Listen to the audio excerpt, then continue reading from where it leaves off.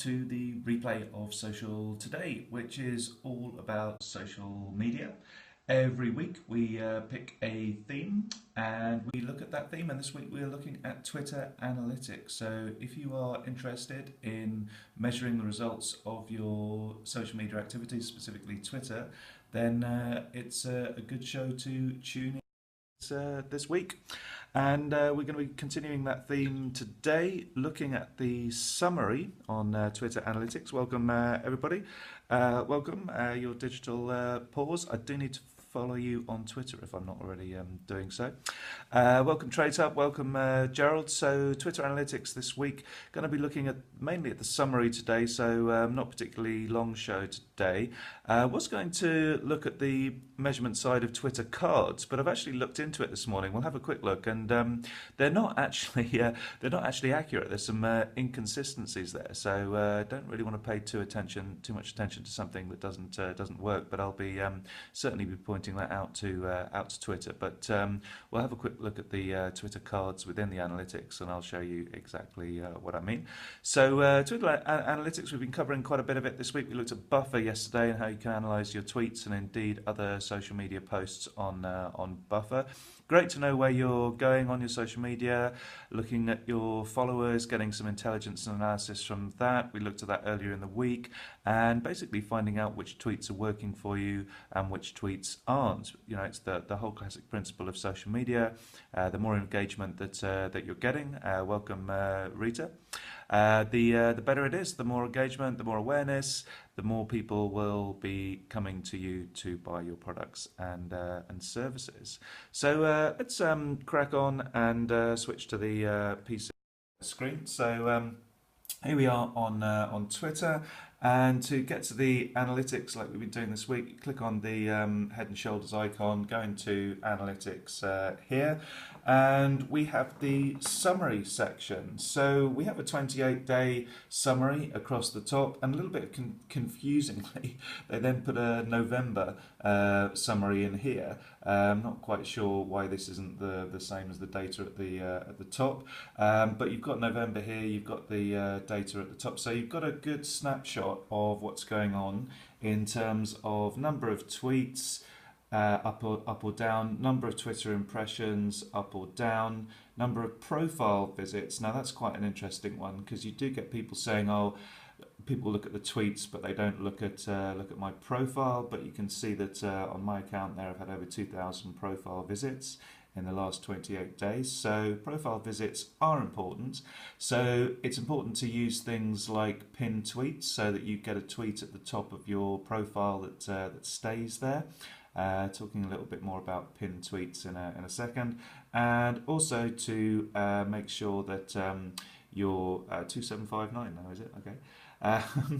And also to make sure that your bio is sorted in your profile to attract people to your profile. So then you've got mentions of your specific account. So that's a sign how much really conversation that you're having with people, follower numbers, and tweets linking to. Not actually sure. I assumed that might have been mentions. Not quite sure what that one is actually. I need to figure that one out. And then underneath, pretty useful, you've got individual tweets and people. So highlighted top tweet there, top mention there in terms of exposure. So we've got a lot of retweets there. Hence that's why that one's top mention. That's top tweet because we've got 3 retweets and 3 favourites, and I imagine that went to quite a few people. Top media tweet, that's quite an interesting one. So if you've added some media, so a video or a photo, then that appears there. And you can see that I put out an appeal for a special guest last week on this scope, and that's turned out to be the top media tweet, earning 896 impressions. And yeah, the top mention one, it specifically states how many engagements, so 25 engagements there. Thanks very much for the share your digital pause, that's excellent. Top follow, that's useful. So that's top follow basically by number of people. Bizarrely, you don't get that on the followers dashboard, but you do get that on the summary, so that's pretty useful. And top card tweets, so this is what I was going to cover today. There's a separate section for Twitter cards that you can see at the top, so I'll just give you an explanation of what Twitter cards are. And then underneath you've got the same stats for October. So Twitter cards, let's just go into the Twitter cards section. Twitter cards basically fall into a number of types that you can see here. Although, again, strangely, not all the types of Twitter cards are included here, and this is where we start to get a bit of inconsistencies. So the most, the most common popular Twitter card is something that is coded from, usually called a summary card, coded from the website, and you can see it's certainly the most popular for me. If we go on to Twitter, I'll explain what that is. So let me look at some of my tweets here to illustrate that. So and retweets. So okay, so let's see this example from The Guardian, for example, where it says view summary. You often see tweets with view summary. So you basically get a little bit of an image there. The headline of the article, first few words of the article, and the website that it comes from. So it's a little bit of information. So I've also called Twitter cards super tweets. So this is like a super tweet because it's got extra info there. So that info is coming from the website. So big tip here for you is to make sure that your website is set up for this so that it produces this extra information when anybody, not just you, when anybody tweets from your website. So you'll find that most of the media companies have done that, but not everybody's done it. You see these have got view summaries here. Let me just see if I can find another one. So that's from my website there. So it says view summary there. So if I click that one, then you can see, get a little picture. Yeah, absolutely applicable for blogs too. This is actually a blog post. So here's an example of a summary card on a blog post, and get a little preview picture. Different from The Guardian, there are different types of summary cards. So they were using a larger image type, and this is a smaller image type here, but it's all down to the code on the website. So speak to your web designer or web developer about that. Or if you're doing it yourself, could be a bit of Googling involved in that. But it's a question of making sure your website is coded for this. So again, you get a heading and a summary there. So if we just pop back to Twitter cards here, why the data and also the inclusions here is somewhat inconsistent? Well, for two reasons. Let me just actually let me get some different data up. Okay, so actually no, we'll stick on this one just to illustrate the first point. So you can see here that it says 0 retweets since October the 14th on Twitter cards and 0 URL clicks since October the 14th. Well, that's absolute rubbish because a lot of the tweets with clicks on them have Twitter cards from my own website, and they were tweeted since the 14th of October, so that's clearly inaccurate. And I can actually prove that. So this one here, you can see it's got 16 URL clicks. That was tweeted after the 14th of October. And yet I'm showing a 0 URL clicks up here. So there's something not quite right with this this data. Yeah, data's not been captured. Another thing is that if I change the date range to, let's go for November, see if this picks it up. No, I'm just trying to get a particular type of card to show here. Let's try October. So this came up. Let me just see if I can try. I don't know, 7 days. Let's try that one. Here we go. Okay, here's an example. So this is what's known as a website card, something that I've talked about on my scopes before, where you can set this up at no charge, and yet it's sort of part of the Twitter advertising setup, and it gives you a really nice button and an image, and helps people click stuff. In fact, I'm pretty sure I mentioned it earlier in the week. So this is clearly showing up as a Twitter card, and yet this is a website card. But if we go up here, no website card. So why are they? Where is this included in this graph or in this data here? Because this is a website card, no website cards in this little card type summary here. So there's a bit of a disconnect going on there. I'm not quite sure what's happening with that.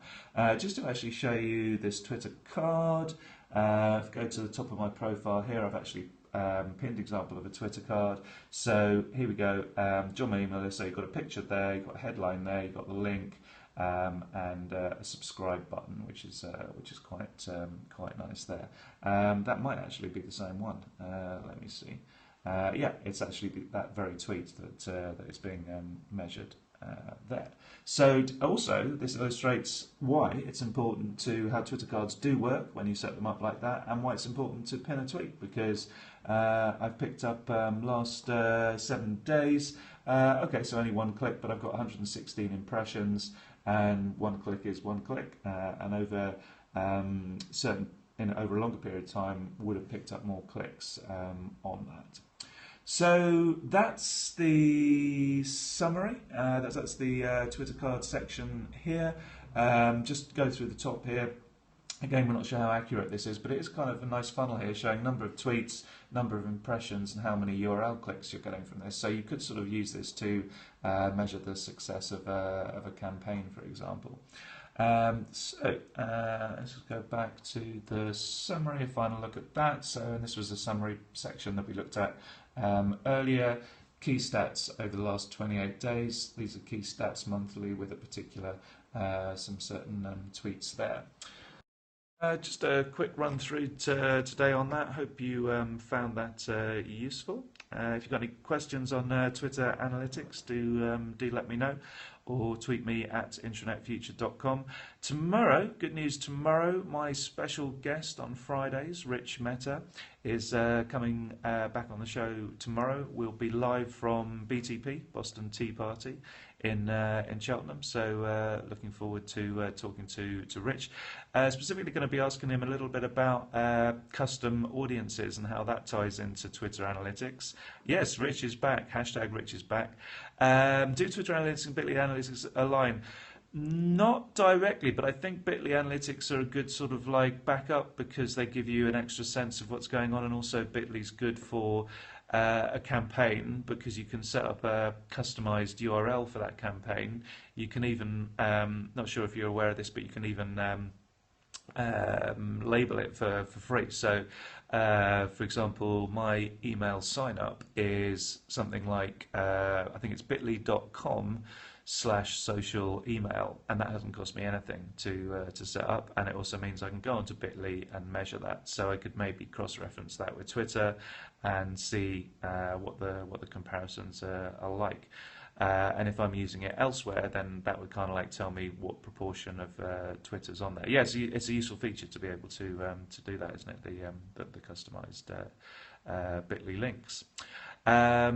Cool. So back tomorrow with Rich, talking about Twitter, talking about custom audiences, and using those in terms of your campaigns on Twitter, advertising campaigns, and you're welcome.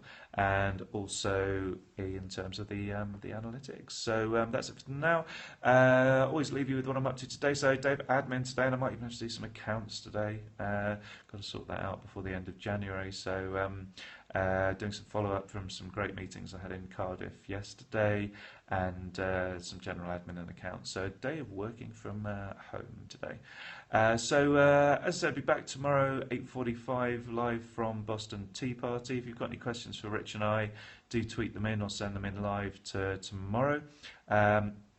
Great, glad you thought that was helpful. So we'll have a nice informal chat tomorrow with you guys and with Rich.